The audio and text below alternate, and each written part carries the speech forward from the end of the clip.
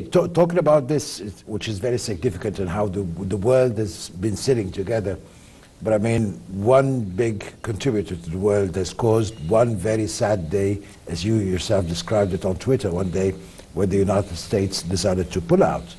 How can the rest of the world do it or continue doing it with the main partner pulling out, and at the same time the main partner to pollution in the world, and all the climate change has been caused significantly by the United States, and now it's backing up on its own commitments? I would say that when President Trump announced that he was leaving the Paris Agreement, we were all very concerned, not only because the United States was leaving, but it could also contaminate other countries and follow them. It didn't happen. They did the not rest of the world contaminate. continued together.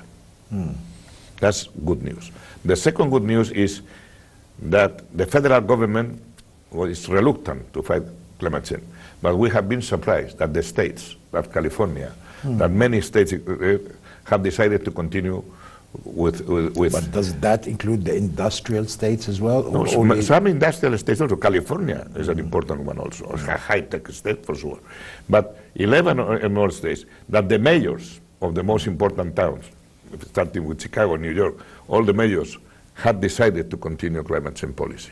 That the big companies have decided to continue.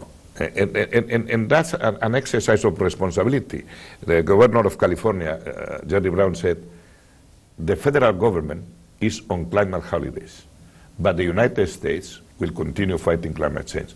It's something that explains that American there's lots of diversity. So in America, they will fulfill the commitments, but it will be the private sector, the federal government, and the local, the state's government, and the local governments, not the federal government, which has a policy which is, from my point of view, is not responsible at all.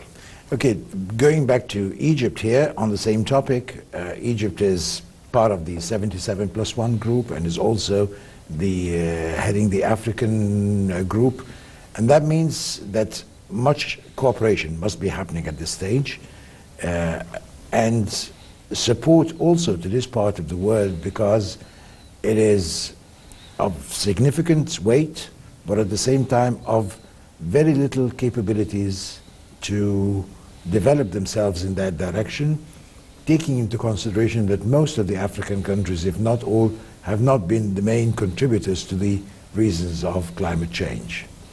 No, but let me say something. The line of argument could say is, as some countries were responsible for the starting global warming with the Industrial Revolution, and others didn't, now that we have to reduce emissions, let some countries do it and others don't mention it. I didn't mean that. No, well, okay, they need to be supported. But sometimes, no, there needs to be supported for sure. It's not like everybody is polluted, so let's pollute for a while. Let's continue developing our economy using coal.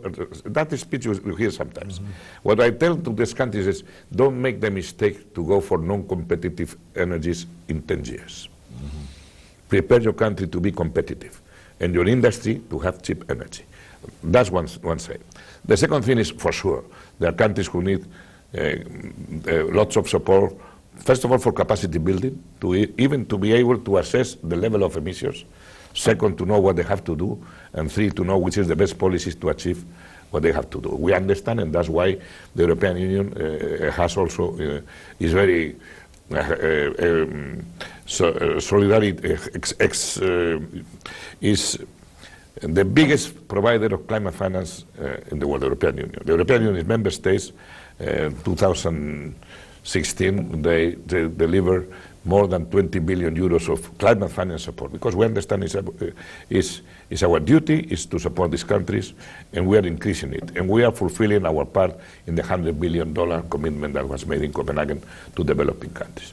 But also we have to realize that when you speak about the G77 plus China, not all the countries are in the same position. I said +1. I didn't say China. China, well, but you also have India. No, it's an exercise. So, and what is what we say? we developed countries, we have to support developing countries to put in action mitigation and adaptation policy. But also, those countries which are in the position to do so, which are not so-called developed countries, have also a duty to support them. Because in this exercise, we go all together. Or we reduce the emissions globally, or we don't reduce. The European Union has the most ambitious targets for reducing emissions. But we only represent 10%, less than 10% of the global emissions. Even if we have decarbonized fully our economy, 90% of the rest will be on board. So this is a collective exercise, and our point of view is we have to have solidarity with developing countries. We have to have a climate finance. We are the biggest providers, suppliers of money to the Green Climate Fund. We will continue to do so.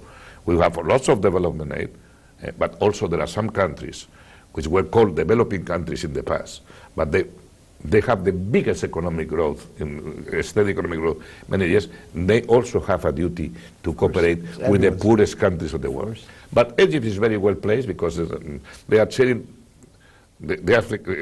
on one side, the Africans, and the Egypt is 7+1. So it's we will have to have a very good understanding with Egypt in the future climate talks. I would love to